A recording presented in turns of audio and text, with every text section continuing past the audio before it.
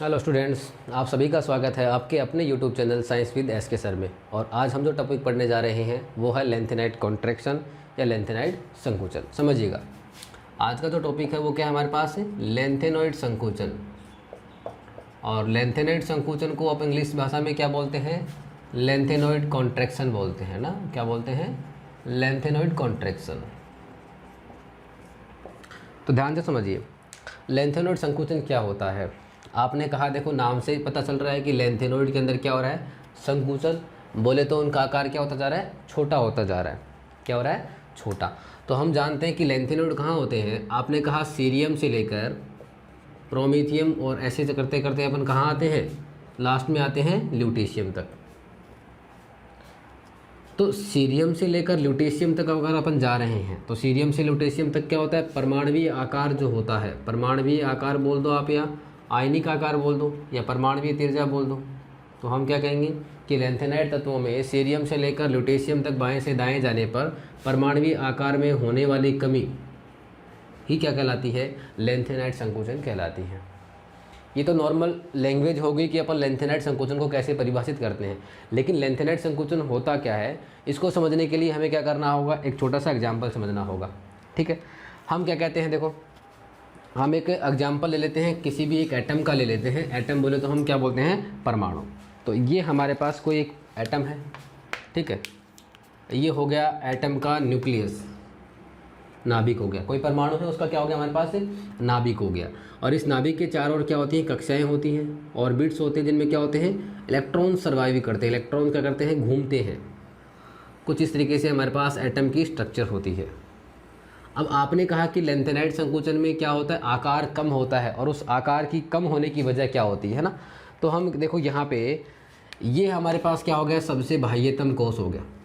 ठीक है, अपन अगर लेंथेनाइड का किसी का भी इलेक्ट्रॉनिक कॉन्फ़िगरेशन लिखते हैं तो कुछ इस तरीके से लिखते हैं, जिनोन, उसके बाद यहाँ पे 4f आता है, उसके बाद 5d आता है, और उसके बाद क्या आता है, 6s आता है। तो यहाँ पे जो 6s वाला वो तो क्या हो गया, सबसे बाहर वाला हो गया। मतलब सबसे बाह्यतम कोष कौन सा हो गया, 6s। तो ये 6s है, और इसके अंदर कितने इलेक्ट्रॉन्स घूमने चाहिए, 2, क्योंकि आप अधिकतम 6s में 2 इलेक्ट्रॉन्स फिल कर सकते हैं। उसके बाद कौन आएगा, n-1d। देखो इसको अपन क्या बोल सकते हैं, ns बोल सकते हैं, और इसको बोल सकते हैं अपन n-1d बोल सकते हैं, और इसको अपन क्या बोलेंगे, n-2f बोलेंगे। इतना पता है सभी को, n क्या होता है, कोष होता है भाई। यहाँ पे अगर छठा कोष में इलेक्ट्रॉन है तो यहाँ पे d में कौन से में आएगा, 5 में आएगा, और f में कौन से में आएगा, 4 में आएगा। तो यहाँ पे देखो इलेक्ट्रॉन कहाँ आ रहा है, सबसे बाह्यतम कोष कौन सा, सबसे पहले वाला 6s है, और 6s में हमारे पास 2 इलेक्ट्रॉन आते हैं। अब हम क्या कहते हैं कि लेंथेनाइड में अगर अपन बात करें तो इलेक्ट्रॉन्स जो होगा, आने वाला जो इलेक्ट्रॉन होगा वो कहाँ आएगा, लेंथेनॉइड तत्वों में आने वाला इलेक्ट्रॉन कहाँ आता है, 4f उपकोष में आता है। कहाँ आता है, 4f उपकोष। आप 4f उपकोष बोल दो, या फिर अपन क्या बोल सकते हैं, कहाँ आ रहा है, देखो n-2f में आ रहा है। कहाँ आ रहा है, n-2f उपकोष में आ रहा है। तो आप क्या कहोगे कि लेंथेनाइड के अंदर बाएं से दाएं जाने पर, सीरियम से ल्यूटेशियम के जाने पर आने वाला इलेक्ट्रॉन कहाँ आता है, 4f उपकोष में आता है, या फिर n-2f उपकोष में प्रवेश करता है। तो ये हो गया हमारे पास nth सेल हो गया, बाह्यतम कोष। ये हो जाएगा n-1d हो जाएगा, और ये हमारे पास कौन सा हो गया, n-2f सब सेल हो गया। तो ये n-2f उपकोष हो गया।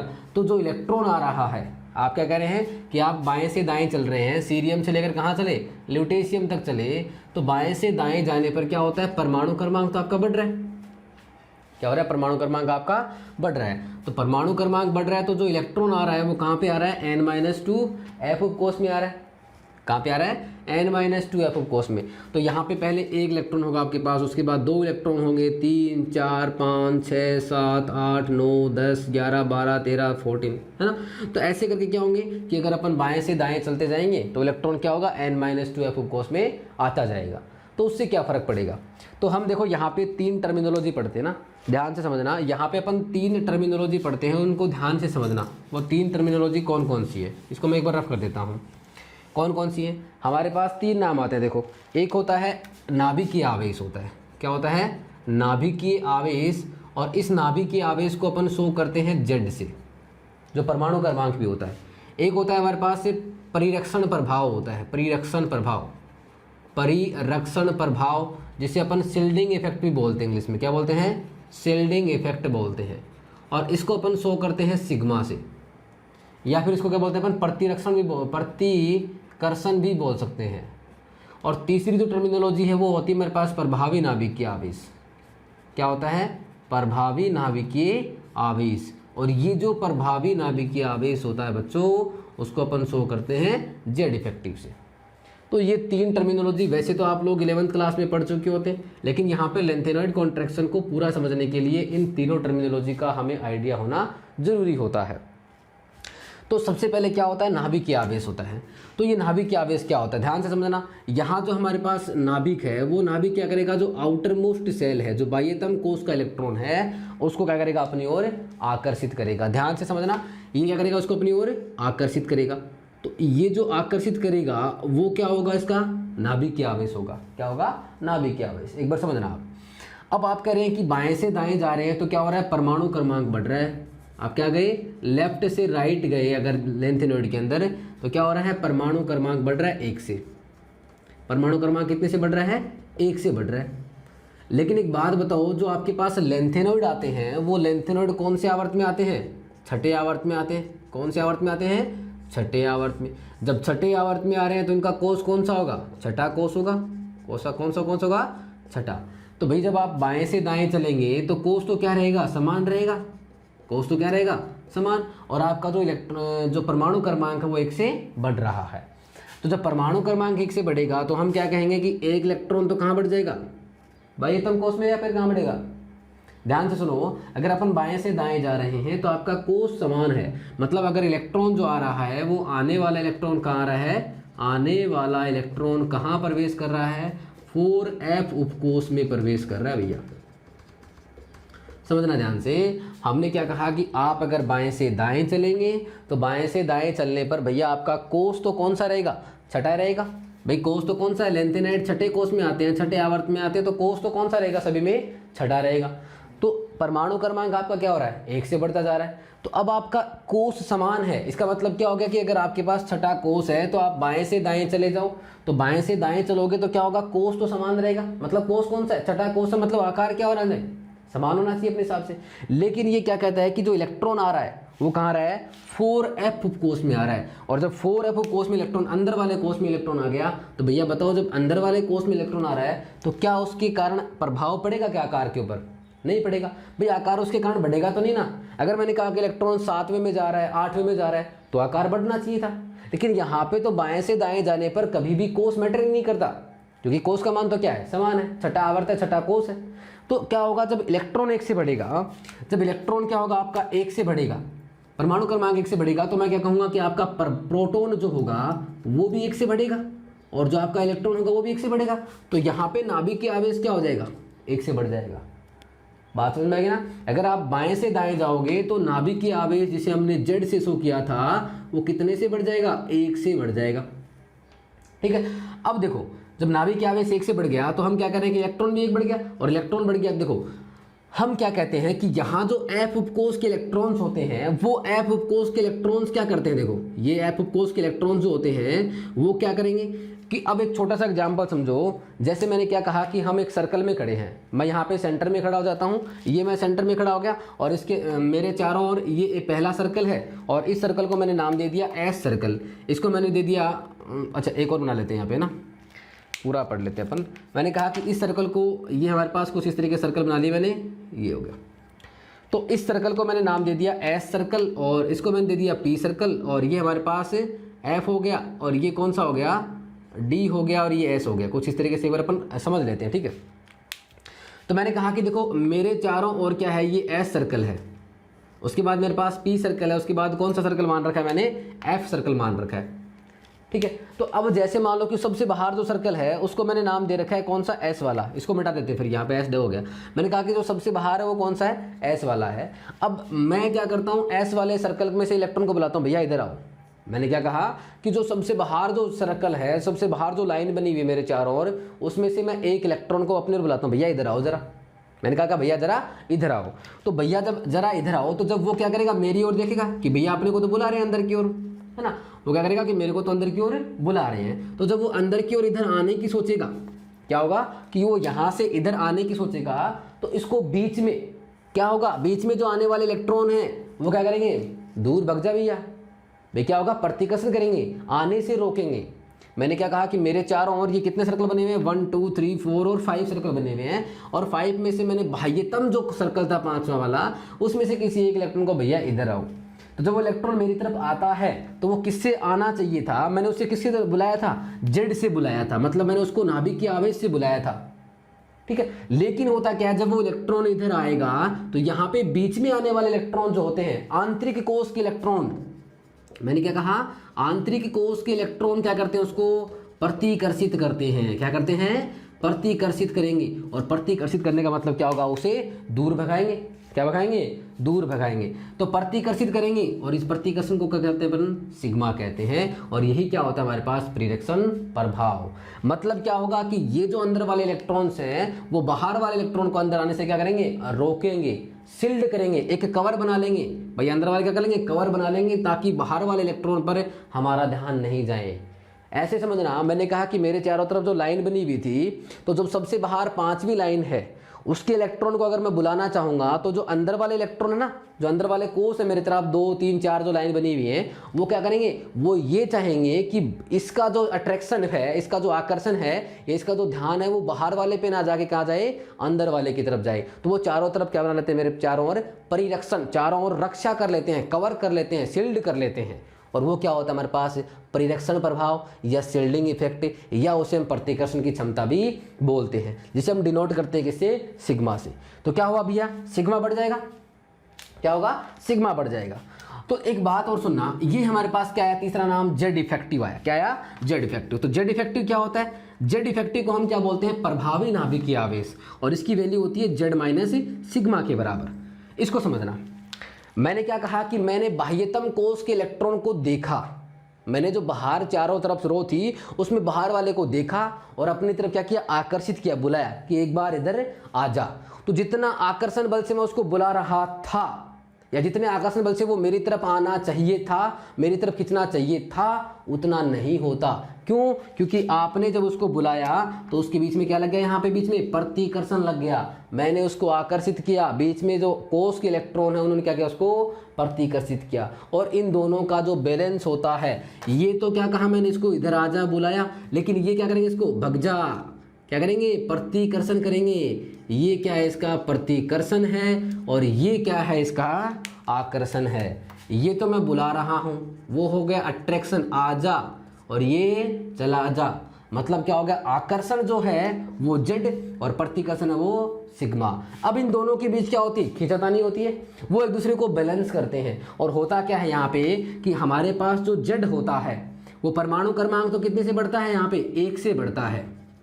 कितने से बढ़ता है, 1 से। लेकिन सबसे इंपॉर्टेंट बात क्या है, यहाँ पे जो परिरक्षण प्रभाव होता है, वो परिरक्षण प्रभाव इलेक्ट्रॉन कहाँ पे आ रहा है, n-2f उपकोष में आ रहा है। बोले तो 4f उपकोष में आ रहा है।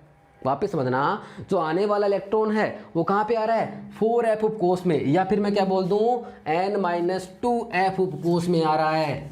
हमने क्या कहा कि इलेक्ट्रॉन जो आ रहा है वो कहाँ पे आ रहा है, n-2f उपकोष में आ रहा है। तो एक बात याद रखना कि परिरक्षण प्रभाव जो होता है, शील्डिंग इफेक्ट जो होता है, वो शील्डिंग इफेक्ट सबसे ज़्यादा किसके लिए होता है, S के लिए होता है। उसके बाद किसके लिए होता है, P के लिए, उसके बाद D के लिए, और सबसे लास्ट किसके लिए होता है, F के लिए। तो हम क्या कहेंगे कि F उपकोष में अगर इलेक्ट्रॉन आ रहा है तो F उपकोष का क्या होता है, परिरक्षण प्रभाव सबसे कम होता है। और जब परिरक्षण प्रभाव सबसे कम हो गया तो यहाँ पे सिग्मा की वैल्यू F उपकोष के लिए क्या हो जाएगी, कम हो जाएगी। और कम हो जाएगी तो Z इफेक्टिव क्या होगा, Z माइनस सिग्मा। आपने क्या कहा कि Z तो क्या हो रहा है, 1 से बढ़ रहा है, लेकिन सिग्मा या परिरक्षण प्रभाव F के लिए कम होता है। तो जब सिग्मा की वैल्यू कम होगी तो एटलीस्ट हमारे पास क्या हो जाएगा, Z इफेक्टिव की वैल्यू बढ़ जाएगी। वापिस से समझना, जेड इफेक्टिव क्या होता है, जेड माइनस सिग्मा। तो ये तो नाभिकीय आवेश है जो 1 से बढ़ रहा है, और सिग्मा क्या है, परिरक्षण प्रभाव। और एफ उपकोष के लिए परिरक्षण प्रभाव का मान कम होता है। इसको डिटेल स्टडी अपन कहाँ पढ़ते हैं, 11th क्लास में पढ़ते हैं। तो सिग्मा का मान अगर कम हो जाएगा तो ये देखो, ये तो 1 से बढ़ा और ये कम हो रहा है, तो कुल मिलाकर जेड इफेक्टिव बढ़ जाएगा, और यही जेड इफेक्टिव को अपन क्या कहते हैं, प्रभावी नाभिकीय आवेश। क्या कहते हैं, प्रभावी नाभिकीय आवेश। तो हम क्या कहेंगे कि प्रभावी नाभिकीय आवेश का मान बढ़ने के कारण आकार क्या हो जाता है, छोटा हो जाता है। तो उसे क्या कहते हैं, लेंथेनाइड संकुचन कहते हैं। कुछ इस तरीके से समझिएगा, मैंने इस इलेक्ट्रॉन को बुलाया 10 न्यूटन के बल से बुलाया मैंने, किसे, 10 न्यूटन के बल से। तो ये 10 न्यूटन के फोर्स से मेरी तरफ आना चाहिए था, लेकिन यहाँ जो इन्होंने प्रतिकर्षण कर दिया वो 5 न्यूटन का कर दिया। कितने कर दिया, 5 न्यूटन। तो 10 से मैंने इसको बुलाया, 5 इन्होंने प्रतिकर्षण कर दिया, तो इफेक्टिव था वो कितना है हमारे पास, 5 न्यूटन। और यही क्या होता है, प्रभावी नाभिकीय आवेश। अपन कैसे परिभाषित करेंगे कि किसी बाह्यतम कोष के इलेक्ट्रॉन को, क्या करेंगे, किसी बाह्यतम कोष के इलेक्ट्रॉन को अपनी ओर आकर्षित करने की टेंडेंसी, क्षमता ही क्या होती है, प्रभावी नाभिकीय आवेश कहलाता है। हमने क्या कहा कि किसी बाह्यतम कोष के इलेक्ट्रॉन को अपनी ओर आकर्षित करने की क्षमता क्या कहलाती है, प्रभावी नाभिकीय आवेश कहलाता है। तो एक बार वापिस से अपन इसको डिटेल में करते हैं। क्या कहा मैंने कि लेंथेनाइड तत्वों में बाएं से दाएं जाने पर परमाणु क्रमांक बढ़ने के साथ परमाणु आकार या परमाणु त्रिज्या में क्रमिक होने वाली कमी ही क्या कहलाती है, लेंथेनाइड संकुचन। ऐसा क्यों होता है, हम क्या कहेंगे, बाएं से दाएं जाने पर, क्या कहेंगे, बाएं से दाएं जाने पर लेंथेनाइड तत्वों में क्या होता है, कोष समान रहता है एवं आने वाला इलेक्ट्रॉन n-2f उपकोष में प्रवेश करता है। तो आने वाला इलेक्ट्रॉन n-2f उपकोष में प्रवेश कर रहे हैं, तो अपन क्या कहेंगे आगे, आने वाला इलेक्ट्रॉन n-2f उपकोष में प्रवेश करता है, जिसे f उपकोष का परिरक्षण प्रभाव कम होने के कारण, f उपकोष का परिरक्षण प्रभाव कम होने के कारण, प्रभाव कम होने के कारण, या फिर ऐसा बोल सकते हैं कि f उपकोष के दुर्बल परिरक्षण प्रभाव के कारण, क्या कहेंगे, बाह्यतम कोष के इलेक्ट्रॉन पर, बाह्यतम कोष के इलेक्ट्रॉन पर प्रभावी नाभिकीय आवेश का मान बढ़ जाता है, जिसे परमाणु का आकार क्या हो जाता है, छोटा हो जाता है। तो ये था हमारे पास लेंथेनाइड कॉन्ट्रैक्शन या लेंथेनाइड संकुचन। आशा करते हैं कि सभी को लेंथेनाइड संकुचन अच्छे से समझ में आ गया होगा। अगर किसी को कोई भी डाउट हो तो कमेंट सेक्शन में आप कमेंट करके ज़रूर बताएं, ताकि हम इसे इम्प्रूव कर सकें। अब लेंथेनाइड संकुचन जो होता है उसके इफेक्ट क्या होते हैं, रिजल्ट क्या होते हैं, तो परिणाम क्या होते हैं, लेंथेनाइड संकुचन के क्या क्या हमें रिजल्ट मिलते हैं। तो सबसे पहली बात हमने कहा कि डी ब्लॉक के अंदर अपन क्या पढ़ते हैं, डी ब्लॉक के अंदर सबसे पहले कौन सी सीरीज आती है, 3D श्रेणी आती है। और 3D श्रेणी क्या होती है, कुछ ऐसा होता है ना, आगे से। उसके बाद कौन सी आती है, 4D सीरीज आती है। और 4D सीरीज क्या आती है, ये होती है,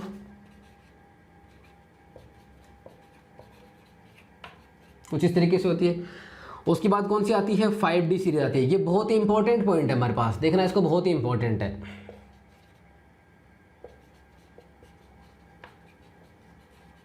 कुछ इस तरीके से होता है, ठीक है।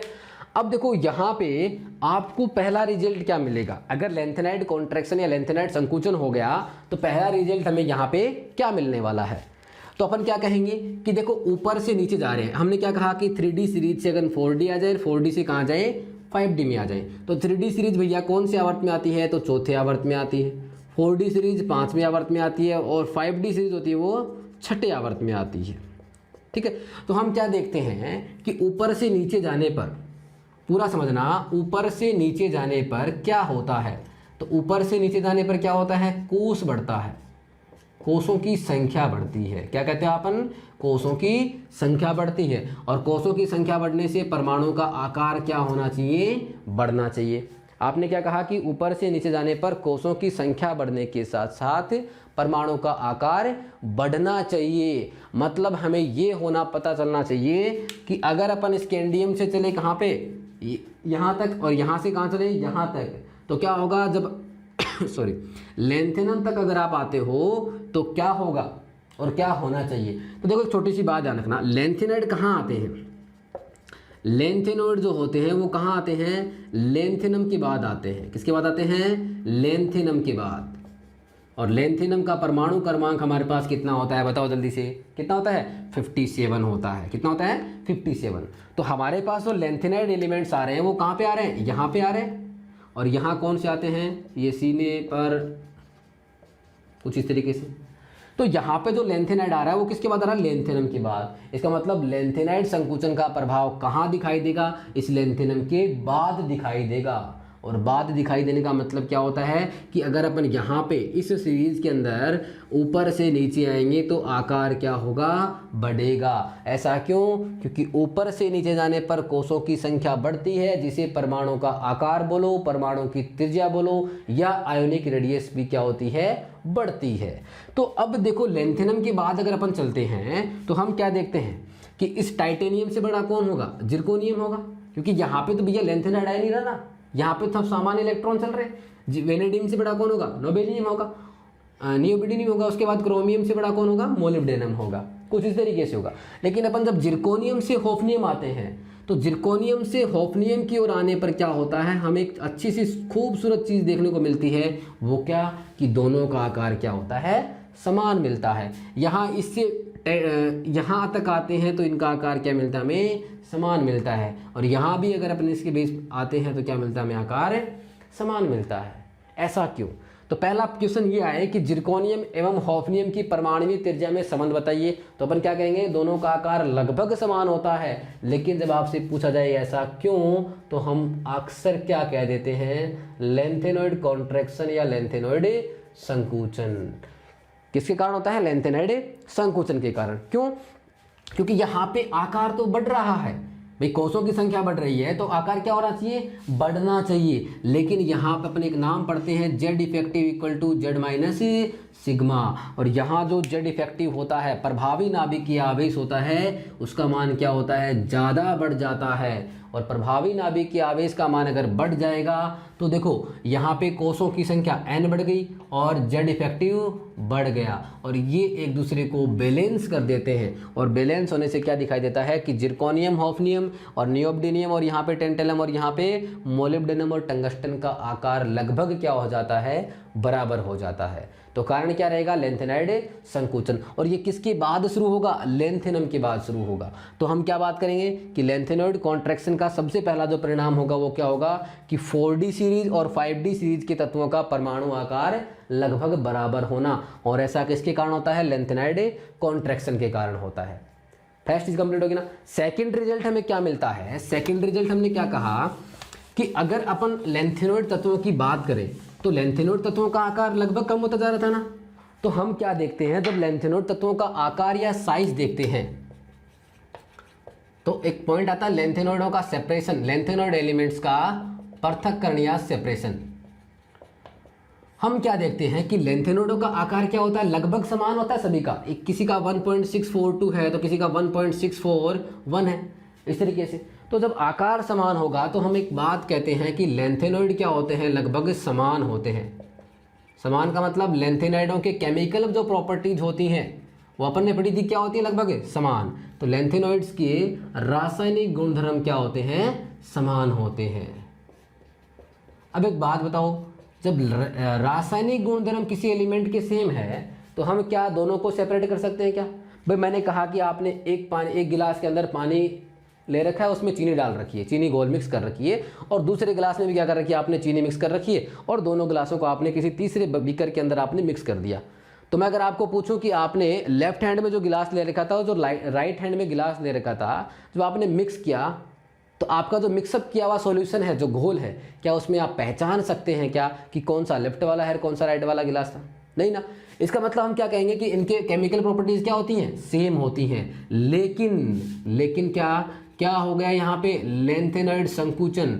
लेकिन लेंथेनॉइड संकुचन के कारण हमें कुछ दिखने को मिलता है, और वो क्या होता है कि इन एलिमेंट्स की, इन कंपाउंड्स की जो बात करें तो ये जो लेंथेनॉइड के कंपाउंड्स होते हैं उनकी सोल्यूबिलिटी बोले तो क्या हो गया, विलेयता। उनकी विलेयता के अंदर और क्या है, वो जो कॉम्प्लेक्स कंपाउंड फॉर्म करते हैं इन ट्रांजिशन एलिमेंट्स, मतलब संकुल यौगिक बनाने की प्रवृत्ति, संकुल यौगिक बनाने की प्रवृत्ति, इसमें क्या हो जाता है, चेंज हो जाता है या परिवर्तन आ जाता है। अंतर आ जाता है। और जब परिवर्तन आ गया, भाई मैंने कहा ये पीले वाला था और ये रेड वाला था, तो हम आसानी से बता सकते हैं कि पीला लेफ्ट वाला था और रेड राइट वाला। तो हमने क्या कहा कि लैंथेनाइड संकुचन के कारण लैंथेनाइड की यौगिकों में विलेयता और संकुल बनाने की प्रवृत्ति में चेंज आ जाता है, जिसे हम इनको आसानी से पृथक कर सकते हैं। और वो विधि कौन सी होती है? आयन विनिमय मेथड होता है, या आयन विनिमय विधि। तो हम क्या लिखेंगे कि लैंथेनाइड संकुचन के कारण क्या होता है? इन यौगिकों की विलेयता और उनके संकुल बनाने की प्रवृत्ति में परिवर्तन हो जाता है, जिसे हम इन यौगिकों को एक दूसरे से आयन विनिमय विधि द्वारा पृथक कर सकते हैं। तो ये हमारे पास दो चीज़ें हो गई। तीसरा जो रिजल्ट देखने को मिलता है वो क्या होती है? क्षारीय प्रवृत्ति। हाइड्रोक्साइड जो होते हैं उनकी क्षारीय प्रवृत्ति को देखने का मिलता है। आपने कहा सबसे पहले आता है सीरियम, और सीरियम से यहाँ पे प्रोमीथियम, उसके बाद चलते चलते चलते कहाँ पहुँच जाते हैं अपन? ल्यूटेशियम तक पहुँच जाते हैं। ठीक है, आपने कहा सीरियम जो होता है वो +4 के अंदर स्टेबल होता है। तो जब सीरियम +4 के अंदर कंपाउंड बनाएगा वाटर के अंदर, तो वो क्या बनाता है? सीरियम का टेट्राहाइड्रोक्साइड। और ल्यूटेशियम नॉर्मली किस में मिलेगा? +3 में मिलेगा। और जब ये वाटर के अंदर डिजोल्व होगा तो ये बनाएगा ल्यूटेशियम का ट्राईहाइड्रोक्साइड। कुछ ही बात होती है ना। तो अपन क्या कहेंगे कि जब अपन लैंथेनोइड तत्वों के अंदर या लैंथेनोइड के जो हाइड्रोक्साइड होते हैं उनके अंदर बाएं से दाएं चलते हैं, तो बाएं से दाएं चलने पर हमें क्या मिलता है? क्या मिलता है? बाएं से दाएं चलने पर आपने क्या पढ़ा था कि लैंथेनोइड तत्वों के अंदर हाइड्रोक्साइडों में बाएं से दाएं जाने पर जो बेसिक नेचर होती है, क्षारीय प्रवृत्ति होती है, वो क्या होती है? धीरे धीरे कम होती जाती है। क्या हो जाती है? कम होती जाती है। तो क्षारीय प्रवृत्ति अगर कम होगी तो हम क्या कह रहे थे कि यहाँ पे सीरियम का जो टेट्राहाइड्रोक्साइड है वो क्या होगा? अधिकतम क्षारीय होगा। हम सेपरेट कर सकते हैं ना इनको, भाई कौन सा अधिकतम क्षारीय है, और ये क्या होगा? न्यूनतम क्षारीय होगा। क्या होगा? न्यूनतम क्षारीय। एक बात और बताएं आपको, फाजान्स रूल आपने पढ़ा होगा, है ना। तो यहाँ पे क्या होता है, इनकी जो सहसंयोजक प्रॉपर्टी होती है हाइड्रोक्साइडों की, सहसंयोजक जो गुण होते हैं, सहसंयोजक गुण धर्म होते हैं, वो भी क्या हो जाते हैं? बाएं से दाएं जाने पर कम हो जाते हैं। अतः सीरियम का टेट्राहाइड्रोक्साइड अधिकतम क्षारीय होता है और ल्यूटेशियम का ट्राईहाइड्रोक्साइड क्या होता है? न्यूनतम क्षारीय होता है। ठीक है, तो ये था आज का लेक्चर हमारा, लैंथेनाइड कॉन्ट्रैक्शन, लैंथेनाइड संकुचन और उसके प्रभाव। ठीक है, तो आज के लेक्चर में इतना ही। मिलते हैं नेक्स्ट वीडियो में। आप कमेंट करके बताते रहें कि आपको वीडियो कैसा लगा। लाइक शेयर सब्सक्राइब करना आप ना भूलें। धन्यवाद।